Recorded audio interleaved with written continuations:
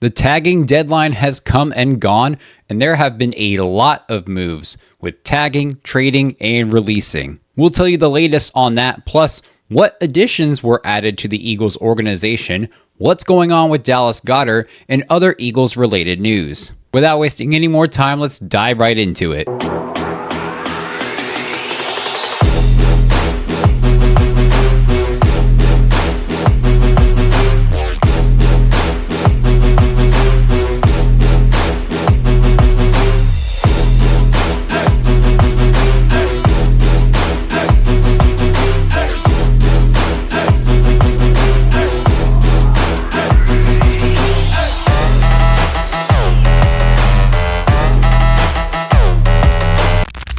What is up, y'all, and welcome to 2nd and 15, a Philadelphia Eagles fan podcast powered by Olde City Sports Network, the best network for all your Philadelphia sports needs. This is your host, Michael Roscoe. The NFL franchise and transition tagging period ended on Tuesday, and with less than a week until the official start of free agency, some crazy moves have been made, and some of them could have an impact on the Eagles now or later in the future. We'll talk about why, but first, some confirmed Eagles news. First things first, we got some coaching hires. So, the Birds have hired Alan Smith as an assistant outside linebackers coach in Vic Fangio's defense. Smith has both college and NFL coaching experience, most recently serving as the defensive line coach for the Army football team.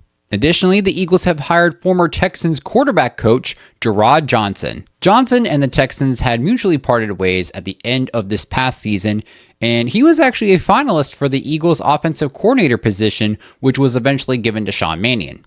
Additionally, he had interviewed for the OC job in the previous season, which of course eventually went to Kellen Moore. As a first-year signal caller, though, for CJ Stroud, he helped Stroud put up one of his best seasons and one of the best rookie campaigns in recent NFL history, in which he threw for over 4,100 yards and 23 touchdowns to only 5 interceptions.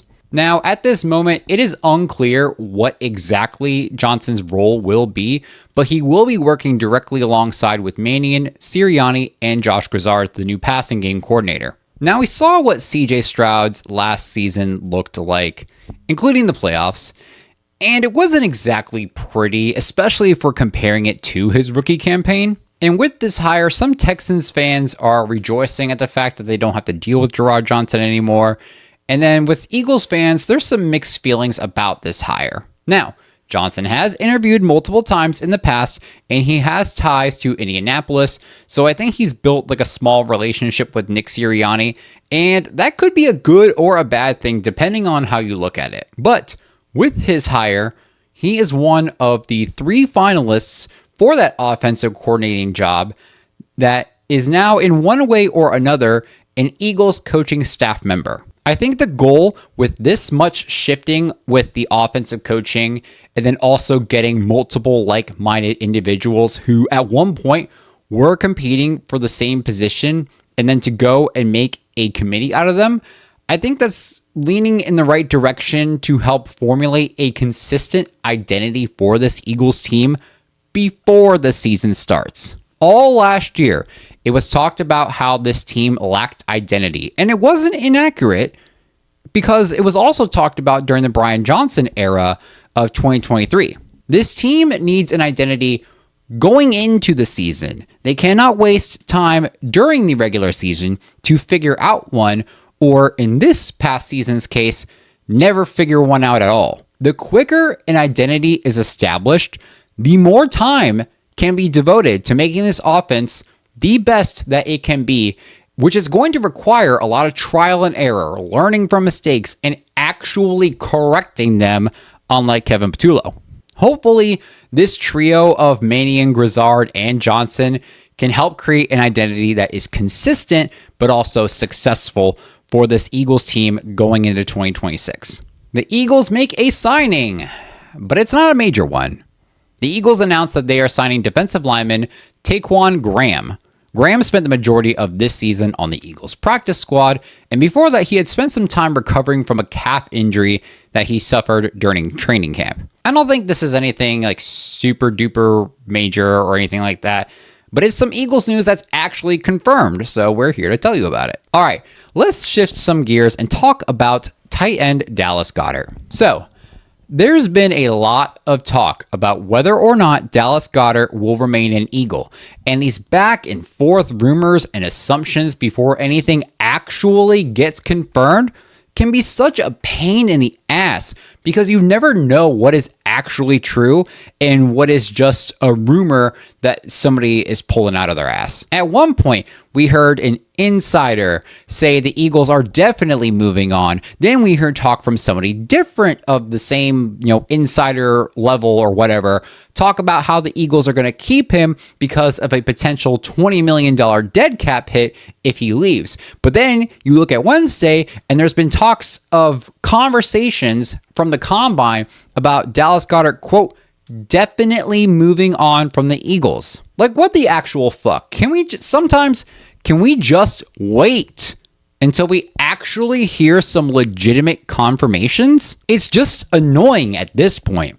It's the same shit with this AJ Brown trade rumor bullshit. It's been like 2 fucking years. Let's move on, y'all. But back to Goedert and his status.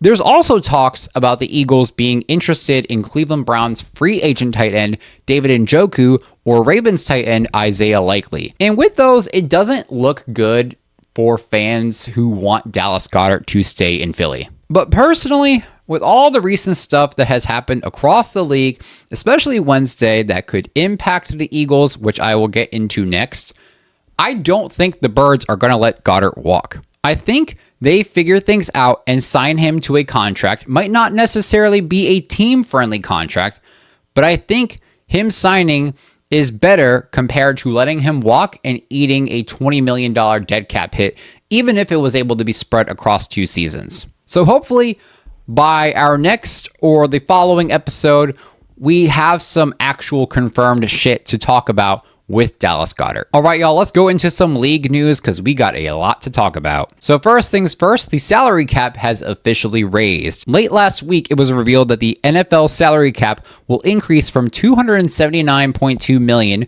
to $301.2 million, a $22 million increase from the last season. For some teams, this extra boost is what they needed to get some significant players to stay on their roster, while for others, it may not have any impact on them this season when it comes to free agency. All right, and our biggest topic tonight is we got some wild tagging trades and releases that have happened over the past few days or so. So on Monday, it was reported that the Detroit Lions, in a shocking move, they will be trading running back David Montgomery to the Houston Texans for offensive lineman Juice Scruggs, a 2026 4th round pick, and a 2027 7th round pick. The news came hours after Montgomery had made a sarcastic response to rumors of being traded on social media. The Arizona Cardinals announced that after 7 seasons, they will be releasing their starting quarterback Kyler Murray. In his time with the Cardinals, Murray's achieved over 20,460 passing yards, 121 passing touchdowns to 60 interceptions, as well as almost 3,200 rushing yards and 32 rushing touchdowns. Next, the Cincinnati Bengals have chosen not to franchise tag defensive end Trey Hendrickson ahead of Tuesday's tagging deadline. A popular potential acquisition for Philadelphia, Hendrickson will hit the market as a free agent, one who is a popular choice, but comes with a high price that many teams will likely not be able to afford. Next, reported on Wednesday, the Patriots plan to release wide receiver Stephon Diggs at the beginning of the new league year. Diggs spent only 1 season with New England and will hit the market as a free agent, but I'm sure not for long. Next, we were informed of an absolutely insane trade that happened on Wednesday.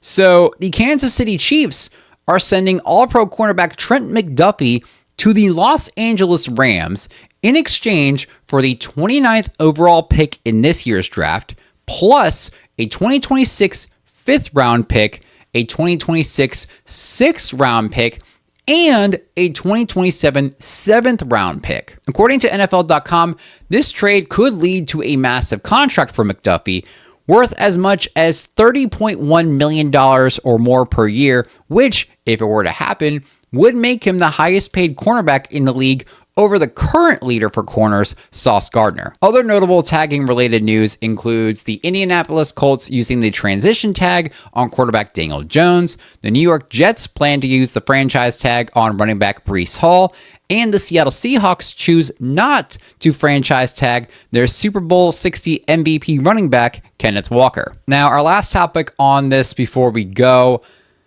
with all these moves that have just happened in over the course of a few days, would any of these moves impact the Eagles? Now, I know at this moment, there doesn't appear to be any direct correlation between the aforementioned events and the Philadelphia Eagles, but I think there's a possibility that at least two of these events could have somewhat of an indirect impact on the Eagles. The first one is the Patriots releasing wide receiver Stephon Diggs. With the enormous amount of trade talks about Eagles wide receiver A.J. Brown, a lot of them have talked about potentially reuniting Brown with Mike Vrabel, the head coach of the Patriots. And all these talks occurred before the Stephon Diggs release, so you can imagine how many more talks have come about since this news dropped. However, there's also been talks, because there's just been talks and talks and talks all over the fucking place.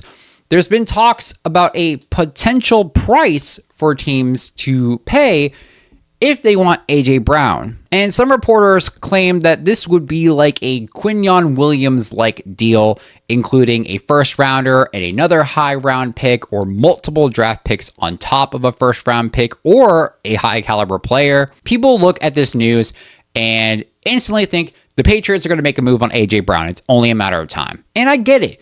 Releasing their best wide receiver, it can stir up some thoughts, especially with all the previous talks that have been happening before this. However, it just seems like people tend to forget about the dead cap hit that the Eagles would suffer if they went forward with this. According to a variety of sources, including ESPN and Delaware Online, if the Eagles traded A.J. Brown prior to June 1st, they would have a dead cap hit for 2026 of over $43 million.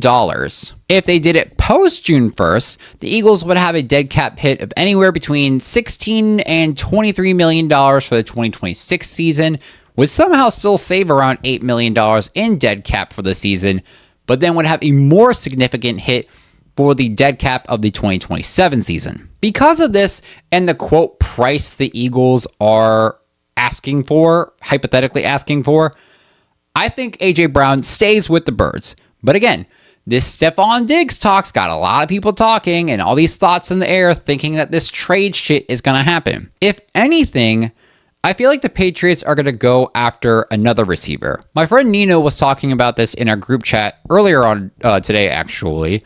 And he's worked in professional sports before, so he has a good idea of what the fuck he's talking about. He mentioned that the Patriots could go after wide receiver Alec Pierce to replace Stephon Diggs. And he was talking about how Pierce is a top deep threat level receiver and how Drake May was good with his deep ball passing this season with the Patriots. Despite Diggs and Pierce having noticeable differences in strengths, he thinks it would be smart to pair a good deep ball passer with a top deep threat receiver. And to me, I think that makes a lot of sense. So we'll see what happens if my friend's prediction actually comes true. And the last move I think that could impact the Eagles at some point in the future is the Trent McDuffie trade. I was reading about this on the Eagles Wire, and this made sense to me as well. Long story short, the article talked about the potential contract salary for McDuffie being over $30.1 million and how that could set the bar for other corners to be paid in the following seasons. And it's possible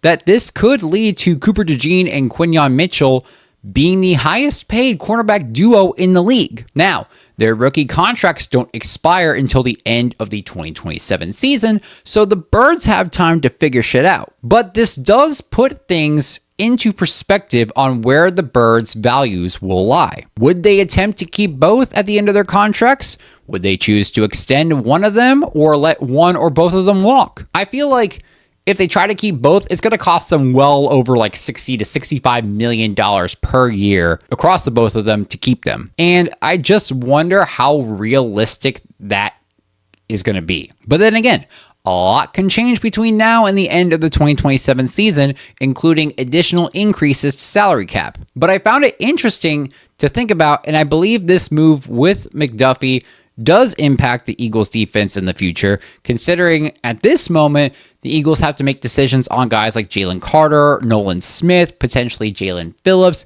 and Jordan Davis, amongst others, between now and then. All right, y'all, that is it for this week's episode. Thank you all for joining us. Don't forget to like, subscribe, or follow on YouTube, X, Instagram, Facebook, and TikTok by searching at 2nd and 15 or by the full name 2nd and 15, a Philadelphia Eagles fan podcast. You can find the audio for each and every single episode releasing Thursday mornings on Spotify, Apple Podcasts, Amazon Music, Player FM, or wherever you get your podcasts, with the video uploading to YouTube later that same day.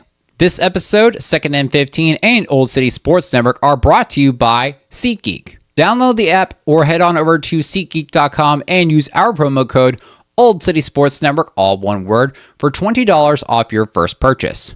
Whether you're looking to purchase tickets for March Madness, the World Baseball Championship, or some other sport or concert this upcoming summer, save a little bit of money and use our promo code Olde City Sports Network for $20 off your first purchase only at SeatGeek.